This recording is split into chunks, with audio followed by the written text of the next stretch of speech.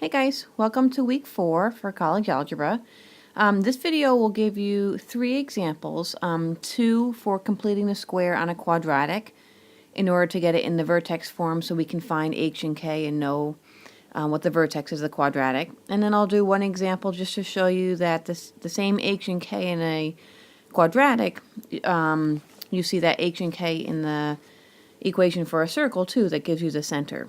Okay, so the first example I have here to complete the square on this quadratic to get it in the vertex form, I have started with one that, if you notice, in front of the x squared is a 1. So I have f of x equals 1x squared plus 6x minus 3. That 1 being there in the beginning makes this problem much easier. So you'll see in the second one I have that not being a 1, and we'll see what to do with it. Alright, so the goal to get it in completed the square form, in vertex form, is to get this side right here to be able to be written as a square of a binomial. So it's kind of like in factored form, I want that to be a perfect square trinomial so it factors into something squared. Okay, so right now, the reason I can't put that in factored form right now, because I want it to look like this. Okay, but those numbers don't work. So what I do is I fiddle around with it to make those numbers work. So the 3 right there, this 3 right there, is making it so I can't write this as a square of a binomial. So the first thing I do, and I'm just going to rewrite this as y, is I'm going to add that 3. I'm going to move it to the other side. I'm really just kind of getting it out of my way so I can put the number that I want there. So here's what I do. I'm going to add the 3 to this side, and then I have this left. And you notice that now I'm going to put a blank in. I'm not sure if your book does this, but this is how I always do it when I'm completing the square. I put a blank, and I'm going to add the number that I want so I can factor this the way I would like. Okay, and I put a blank on both sides because the only reason I can do this is because I'm doing it to both sides, and algebraically that means I haven't changed the equation. So I have to find the number so when I fill in this blank, my goal is to be able to write this after as a quantity squared. So the way we do that is we think about it like this. If I were to factor that, and if it's got to be something times itself, the 6 right here must have come from a 3 and a 3. Okay, 3x plus 3x would give me a 6x. So then this back number right here, this blank, must be 3 times 3, so I get a 9. So really what I'm doing is I'm going from the 6, I'm cutting it in half to get a 3, and I'm squaring it to get that 9. And then if there's a 9 there, and this is why we practiced factoring last week, if there's a 9 there, and that the x squared plus 6x plus 9 factors into x plus 3, quantity squared. And that was my whole goal, to get that side to look like that. And on my list, so I have to make sure if I put a 9 on the right, I have to put a 9 on the left. So really what I have on the left is y plus 12. And then I'm just going to do one last step. To get in vertex form, I'm going to bring that 12 back over.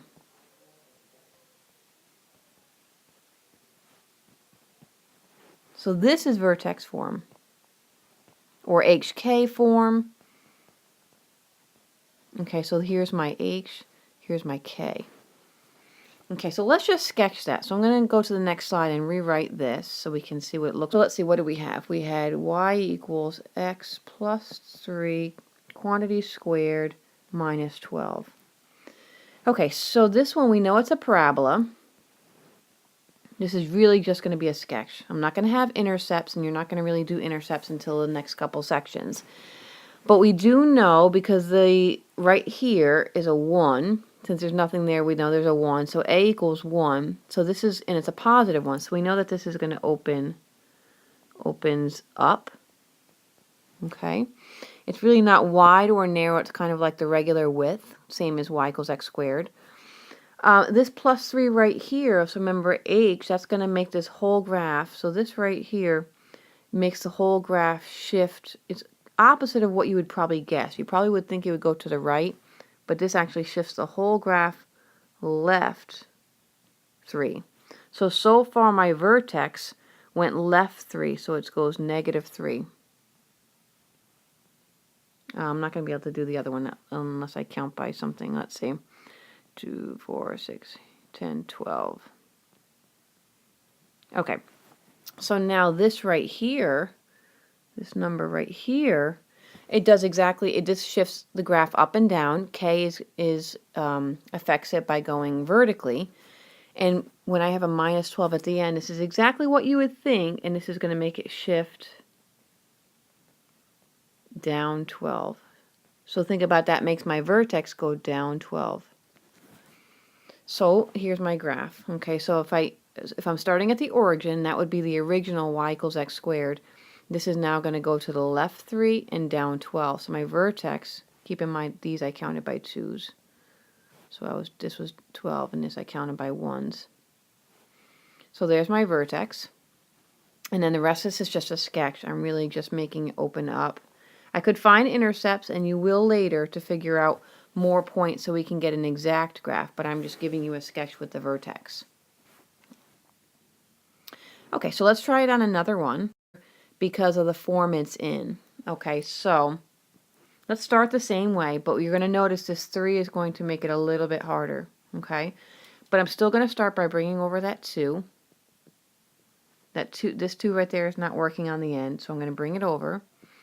Okay, but I can't add my blank just yet. I can't figure out that missing term until I have a 1x squared. So what I'm going to do next, I'm going to divide out this 3. So it might look a little messy for a little while, and that's okay. So I have y minus 2 over 3. I'm actually just going to leave it just like that. I'll undo that all at the end. And then I have x squared plus 6x. And now I'll put my blank in. Okay, so, oops, let me get rid of that. There's a mistake there. Sorry about that. So this is a 2. So my blank now is a 1 because I take the 2. Remember, I'm trying to get to that. So I take this 2, I cut it in half and get a 1. And then I square it to get a 1. So I know that this is going to factor into x plus 1 quantity squared. So I have a 1 on that side. Okay, so there's lots of different ways I can work on this side over here. I'm trying to do it, this is actually a little bit differently than I usually do it, but I'm trying to follow the way the textbook does it so that when you see the help me solve it, it follows the same process. So I'm going to, for now, and I'm going to go on to the next slide, I'm just going to leave what I have right here.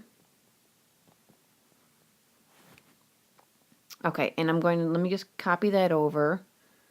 And then we'll start to work on that. So we have 1 plus y minus 2 over 3. We really just have to get y alone there. And we have x plus 1 quantity squared. All right, so the first thing I'm going to do is I'm going to bring this 1 here over this side. So it's going to look like this. I'm kind of undoing everything in the opposite order that I did it. Okay, then I'm going to times both sides by 3. So which those cross out, and I get y minus 2 equals 3 x plus 1 quantity squared minus 3. And then I'm going to bring the 2 over.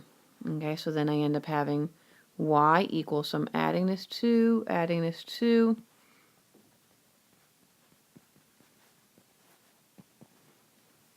Okay, so if I had to graph that one, well, can my vertex, okay, so this x plus 1 right here is going to make my graph shift left 1.